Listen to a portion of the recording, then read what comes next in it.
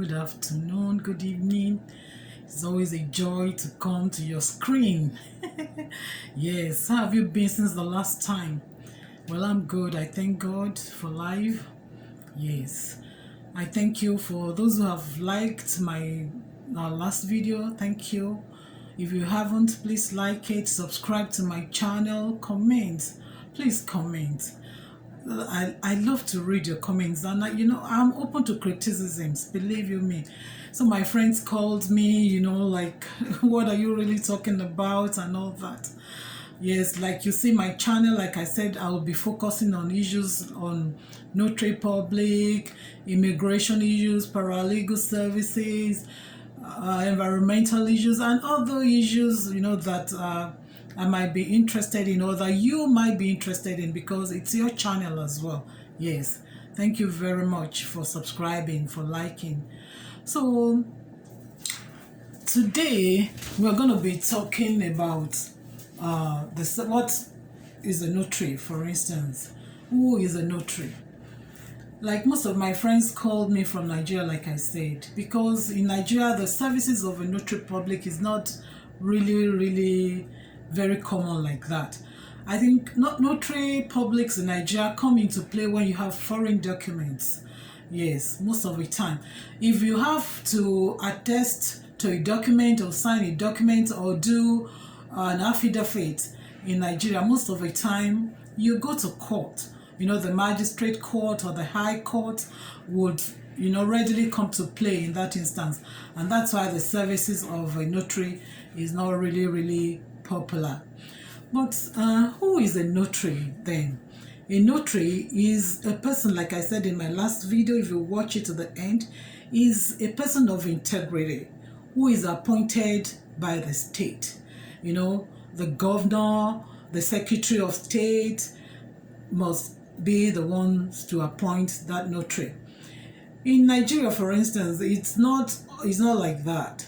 The chief justice is the one that appoints a notary public, and most of the time the notary publics in Nigeria, they are lawyers of about 7 years post call, and it's a whole lot of procedure for you to even get to that position. But here in America, there are 50 states in America, including Washington, D.C., making it 51. And the laws vary from the requirements, the laws for appointing a notary public vary, and their functions too vary from one state to the other. It varies. Some states might allow you to do certain things, while some states will not permit it.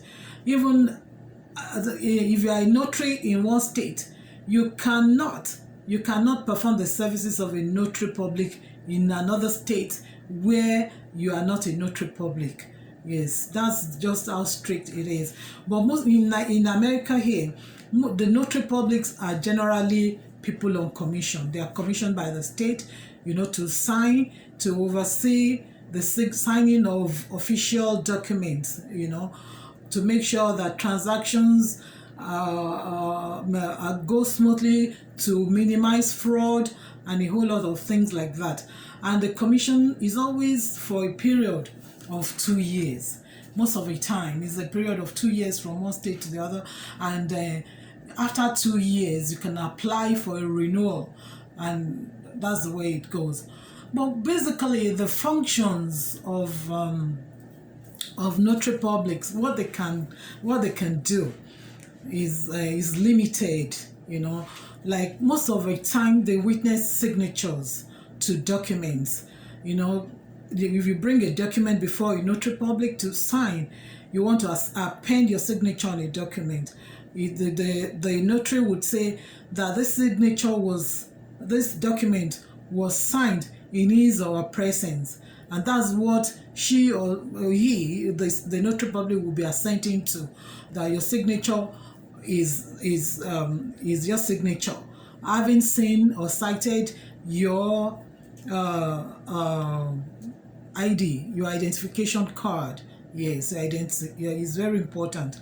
And then they also assent to oaths and affirmations. When you say in a document that what you have said is true, that they assent to it, looking on it to the best, to the extent of the oath law in that state, you know. And if you are found guilty, that is not the truth, that means you can be cited under the law of perjury. So you have to be very careful.